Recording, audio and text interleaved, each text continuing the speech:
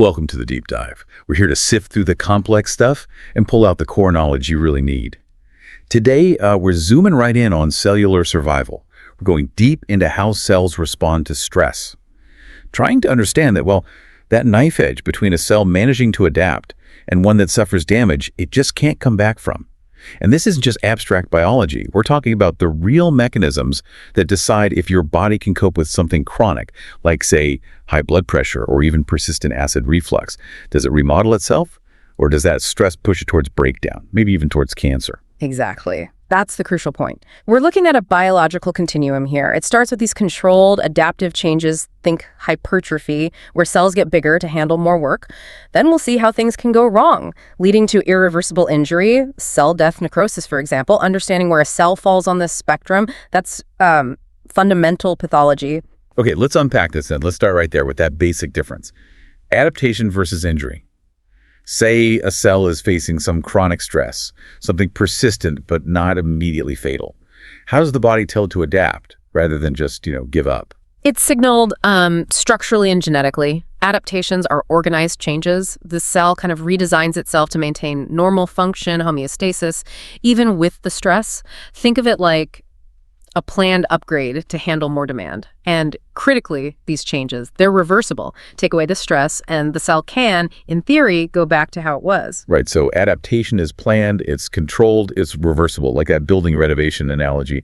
So what happens if the stress is just too much or goes on too long? When does the renovation turn into a demolition? That's injury. It's messy. It's a pathologic derangement damage to the cell's metabolism, its structure. It happens when the stress just overwhelms the cell's ability to adapt. It can start as reversible injury. The cell's sick, maybe, but recovery is still possible if the stress lets up. But if it keeps going, it crosses a point of no return. That's irreversible injury, and that means cell death. That transition point, that's really key. What are the signs, the high-yield things we look for under the microscope to tell if a cell is just reversibly sick or if it's actually irreversibly damaged? Well, the early signs of reversible injury, they almost always involve water. The classic sign is cell swelling, sometimes called hydropic change. Water? It's often because the stress, maybe lack of oxygen, makes the cell's sodium-potassium pump fail. It's critical for maintaining balance, so sodium floods in, water follows osmotic pressure, and the cell just inflates. You also see things like fatty change, little lipid bubbles accumulating, especially in cells that work hard metabolically, like in the liver or heart. And just looking at it, the cell surface looks stressed. You get plasma membrane blebbing these little outpouches, like blisters, as the internal scaffolding weakens, and maybe ribosomes detaching from the ER, meaning protein synthesis is shutting down. The cell's trying to conserve energy. Okay, blebbing, like cell skin blistering. It signals trouble, loss of control, but maybe still fixable. But what's the point of no return? The definite sign that tells us, okay, this cell is truly gone. That involves two major breakdowns, really. First, severe membrane damage. Not just the outer plasma membrane, but crucially the mitochondrial membranes too. When the outer membrane fails completely, stuff leaks out. That's why clinically we measure enzymes like troponin from heart cells or AST and ALT from liver cells in the blood. Their presence means cells have ruptured on a massive scale. Okay. Makes sense. And the second sign? It's a consequence of that membrane damage, a huge uncontrolled influx of calcium. Calcium just floods into the cell. This poisons the mitochondria, activates damaging enzymes, and really kicks off the final self-destruct sequence. You see this most clearly in the nucleus. The nucleus. Tell us about that sequence. It sounds like a very defined process. Oh, it is. Pathologists look for this classic three-step progression. First is pinosis. The nucleus shrinks down and becomes really dark, like a dense little ball of ink. Okay. Then comes karyorrhexis. The pinotic nucleus just shatters. It fragments into pieces. Crumbling apart. Exactly. And the final step is karyolysis, where those fragments just dissolve, broken down by enzymes. Once you see those nuclear changes shrinking, fragmenting, dissolving, that cell is definitely irreversibly injured. It's done. Wow. That progression from just swelling up to the nucleus literally dissolving, it paints a clear picture of cellular demise. But like you said, before it gets to injury, the cell tries to adapt. Let's circle back to those four main reversible adaptations. You mentioned AHM. Right. We start with hypertrophy. Simply put, that's an increase in the size of individual cells. It's a response to increased workload or maybe strong hormonal signals. The classic example being left ventricular hypertrophy, LVH, right? Chronic high blood pressure makes the heart muscle cells bulk up to pump against that resistance. Yeah. But what's really interesting here is that hypertrophy is the only way certain cells can adapt, isn't it? Precisely. Cells that can't divide anymore, your mature heart muscle cells, skeletal muscle fibers, neurons in the brain, they're stuck. If they need to handle more work, they can only get bigger. They can't make more of themselves. So they just scale up the existing machinery. Exactly. Now, the next one is hyperplasia. This is an increase in the number of cells. This happens when there's hormonal stimulation or growth factors telling the cells to divide, but only in tissues that actually can divide and regenerate. And here, it's important to distinguish between hyperplasia that's normal, even beneficial, and hyperplasia that's worrying. Definitely. Physiologic hyperplasia is normal. Think of breast tissue enlarging during pregnancy or the liver regenerating after partial removal. That's functional. But then you have pathologic hyperplasia, like endometrial hyperplasia from too much estrogen without progesterone to balance it. Right. And that kind of hyperplasia, especially in places like the endometrium, can be a risk factor. It's considered potentially premalignant. It sets the stage for cancer later on. So it's a warning sign. It can be, although there's an important exception mentioned in the sources. Benign prostatic hyperplasia, BPH. Even though it's an overgrowth of prostate cells, it doesn't seem to significantly increase the risk of prostate cancer. That's a key clinical distinction. Good point.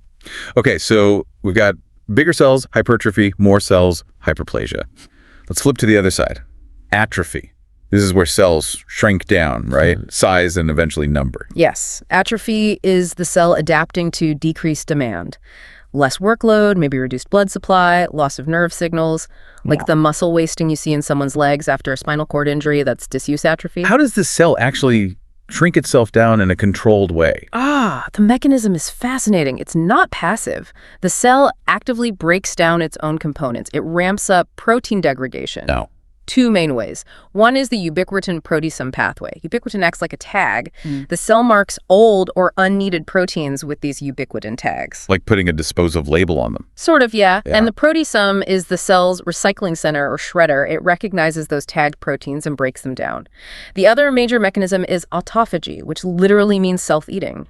The cell packages up portions of its own cytoplasm organelles into vesicles and then digests them using lysosomes. Wow, self-eating. Yeah. And as this happens over time, undigested residues can build up. There's this pigment called lipofuscin.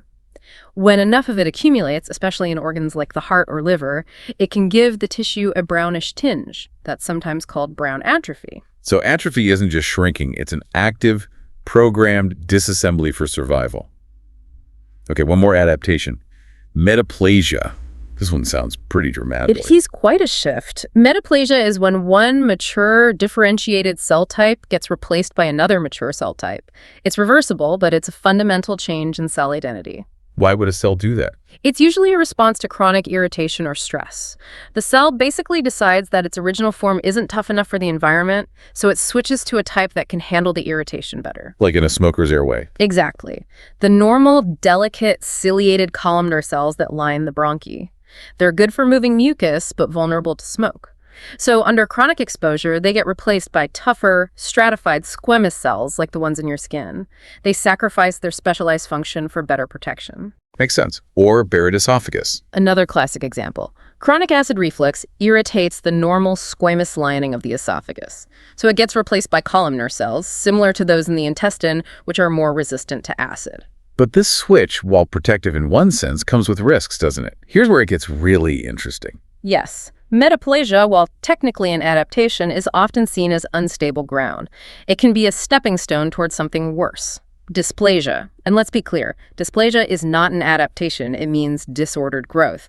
It's characterized by cells losing their normal shape, size, and organization. You see increased abnormal cell division. It's considered a precancerous lesion like cervical intraepithelial neoplasia, CIN. Okay, so metaplasia is a change in type.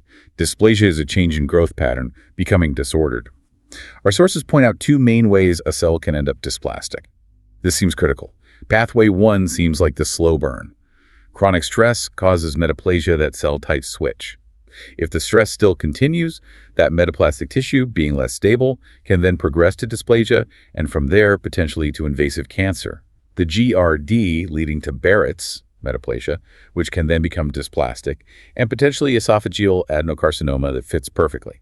Same with smoking, leading to squamous metaplasia in the lungs, then dysplasia, then cancer. Right. That's the indirect route via adaptation. But then there's pathway 2, direct mutagenic damage causing dysplasia without an intermediate metaplastic step. Straight to disordered growth. Exactly. The prime example is high-risk human papillomavirus, HPV strain 1618. It infects cervical cells and can directly drive them into dysplasia, CIN. How does HPV manage to bypass the whole adaptation phase and just cause chaos directly? It's molecular sabotage. HPV has these viral proteins, these oncogenes, called E6 and E7. E6 targets and promotes the degradation of P53. The guardian of the genome. The very same. P53 normally stops cell division if DNA is damaged or triggers apoptosis, cell suicide, if damage is too severe. By getting rid of P53, HPV essentially removes the cell's main quality control and self-destruct mechanism. Okay, that's bad. What about E7? E7 goes after another crucial protein, RB, the retinoblastoma protein. RB acts as a major brake on the cell cycle, specifically at the G1 to S phase transition. The point where the cell commits to replicating its DNA. Right. E7 inactivates RB, releasing the brake, so the cell just starts dividing uncontrollably, even if it's damaged or shouldn't be dividing. By taking out both P53 and RB, HPV directly pushes the cell towards cancerous behavior, skipping the slower adaptive steps. That's quite efficient. Mm-hmm. In a terrifying way. Mm-hmm. Understanding these pathways is crucial. Now let's try to solidify these ideas by looking at a couple of tricky clinical distinctions where these concepts, adaptation, abnormal growth, failure to develop, come into play. Good idea. The first one contrasts a sort of benign metaplastic process with a true cancer. Myositis ossificans versus osteosarcoma. Myositis ossificans is basically bone forming where it shouldn't, specifically within muscle or soft tissue. It's considered a form of heterotopic ossification, likely due to metaplasia of local stem cells or fibroblasts into bone-forming cells, osteoblasts. And what usually triggers this? Often it's trauma. Think of a young athlete getting a direct, hard blow to a muscle like in football or rugby. Weeks later, they notice a firm lump developing in that muscle. Okay, so location within the muscle is key. How does it look on imaging? That's another key point. In myositis ossificans, the calcification, the bone formation, tends to be most mature and dense at the periphery of the lesion, with a less dense, more lucent center. It forms almost like a shell of bone at the edges. Hey, contrast that with osteosarcoma. Osteosarcoma is a malignant bone cancer. It arises from the bone itself, typically in the metaphysis, the growing part of long bones, often around the knee, distal femur, or proximal tibia. And imaging. It looks aggressive. It often destroys the existing bone cortex. Instead of that peripheral calcification, you might see messy central calcification within the tumor and characteristic signs of the periosteum, the membrane covering the bone, reacting aggressively. Things like a Codman triangle where the periosteum is lifted off, or a sunburst pattern of radiating spicules of bone. It looks like it's bursting out of the bone, not contained within muscle. So, origin, bone versus muscle, location of calcification, central versus peripheral, and overall pattern, aggressive versus contained, help distinguish them. Great. What's the second distinction? This one is more about developmental failures, clarifying terms that sound similar. Aplasia versus hypoplasia. Ah, yes. Absent versus small. Exactly. Aplasia means the complete absence of an organ or tissue because it failed to develop at all during embryogenesis. Like pulmonary aplasia, an entire lung is just missing. Or think of pure red cell aplasia. The precursors for red blood cells are completely absent in the bone marrow. The whole lineage failed to start. Thymic aplasia in DiGeorge syndrome is another no thymus develops. Okay, so aplasia absent. What about hypoplasia? Hypoplasia means the organ did start to develop, but its development was inadequate or incomplete. So the organ is present, but it's smaller than normal, often structurally abnormal and functionally deficient. Examples. Hypoplastic left heart syndrome is a classic one. The left ventricle, aorta, and related structures are all there, but they're severely underdeveloped, too small to function properly. Or cerebellar hypoplasia, the cerebellum forms, but is abnormally small. So going back to that DiGeorge example, if you look at an infant's chest x-ray, no thymic shadow at all suggests aplasia. A clearly visible but very small thymic shadow would be hypoplasia. Precisely. Absent versus underdeveloped, it's a fundamental difference in developmental outcome. These distinctions really highlight how important it is to understand the underlying cellular process, whether it's adaptation, disordered growth, or a failure in development. Absolutely. Knowing where change falls on that spectrum, adaptation, dysplasia, irreversible injury, or even developmental failure, that's the core of understanding pathology and guiding clinical decisions. So what does this all mean for you listening? Well, understanding the spectrum shows that the cell is constantly making these trade-offs. Metaplasia, for instance, it's an adaptation, but it's often unstable. Recognizing it as that potential last reversible step before dysplasia gives you a framework for spotting warning signs, whether it's from chronic reflux or smoking or other irritants. Maybe we can wrap this up with one really fascinating connection.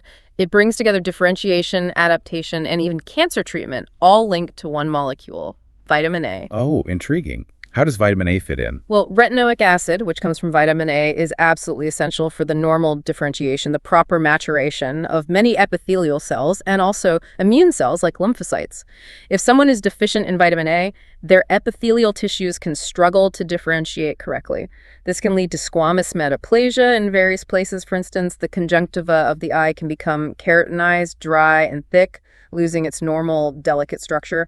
That's metaplasia driven by deficiency. Okay, so vitamin A deficiency causes a type of metaplasia. Where's the cancer link? The link is striking.